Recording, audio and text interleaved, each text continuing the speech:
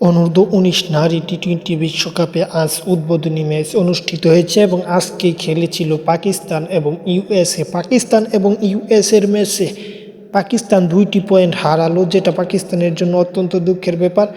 এই পয়েন্ট 2টি বলতে তারা একটি হারিয়েছে এবং 1 পয়েন্ট পেয়েছে। যেখানে তারা 2 পয়েন্ট পেয়ে গ্রুপে শীর্ষে থাকার কথা, সেখানে তারা 1 পয়েন্ট নিয়ে সন্তুষ্ট আছে। কারণ ইউএসের বিপক্ষের ম্যাচে বৃষ্টির কারণে ম্যাচটির টস পর্যন্ত হয়নি, নো টসই বলা যায়। ম্যাচের রেজাল্ট বলতেও নো রেজাল্ট। এই ম্যাচটিতে কেউ জিতেনি। বি গ্রুপের এই ম্যাচটি ড্র করে 1 পয়েন্ট পেয়েছে পাকিস্তান এবং 1 পয়েন্ট নিয়ে তাদের সন্তুষ্ট থাকতে হয়। ইউএসের মতো দলের বিপক্ষে হয়তো পাকিস্তান দাপটে জয় দিয়ে এই আসরটা শুরু করত, কিন্তু সেই জয়টা তাদের হলো না।